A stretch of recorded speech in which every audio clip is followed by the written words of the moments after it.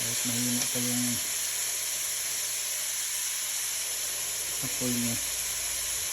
So napakasimpleng minudo, kulang sa ingredient.